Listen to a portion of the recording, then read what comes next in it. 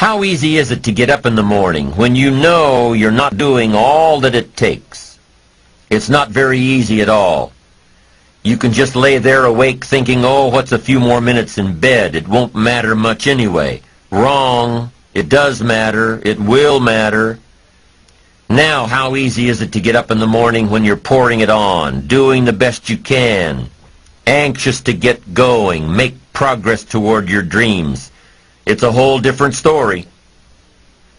When you're resting to renew your reserves, it's much different than resting to avoid your day. When you're psyched up and excited for your life, when you're excited for what you've planned to accomplish for the day, it's amazing. You'll wake up before the alarm clock even tries to startle you awake. Your successes fuel your ambition.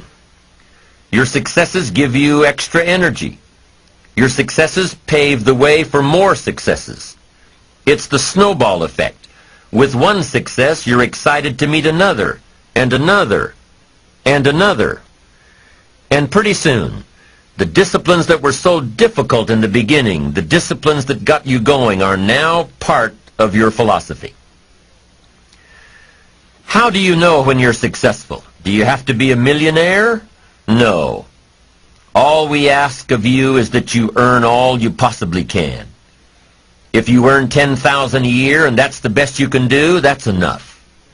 God and everything else will see to it that you're okay.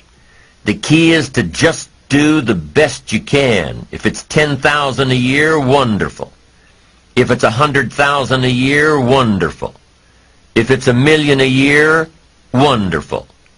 It doesn't matter, 10,000 a year or $1 million a year. It doesn't matter as long as you've done the best you possibly can. Earn the most you possibly can. Be the most you possibly can. And here's why. The essence of life is growth. The essence of life is growth, to do the best you can. And here's what's interesting. Humans are the only life form that will do less than they possibly can. Humans are the only life form that will settle for less. Every other life form except human beings strive to its maximum capacity. How tall will a tree grow? Approximately. As tall as it possibly can. You never heard of a tree growing half as high as it could. No, trees don't grow half. Trees send their roots down as deep as possible, stretch their limbs up as high as possible, produce every leaf possible and every fruit possible. As a matter of fact, you never heard of a human physically growing half. We keep growing until we're done.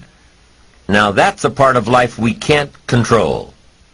It's genetically coded. And that's probably why we keep growing till we're done. Because we can't control that part. It's the rest of our growing that we control. The growing of our minds, the expansion of our minds, that we can control.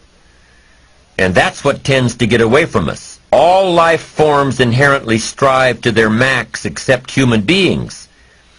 Now, why wouldn't human beings strive to their maximum possibility? Here's why. Because we've been given the dignity of choice. It makes us different than alligators and trees and birds. The dignity of choice makes us different than all other life forms.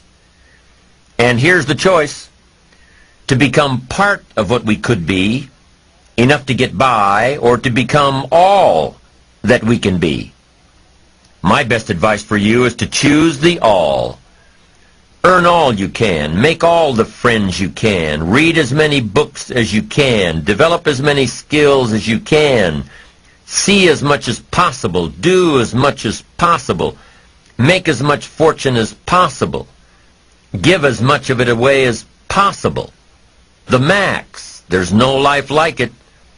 I'm telling you, once I got on track, I've never looked back. Pick up the challenge. Go for it. Take the best of the two easies. Take the root of it's easy to get ahead. It's easy to do all you can. It's easy to succeed. It's easy to have financial freedom. The more you do, the more you get.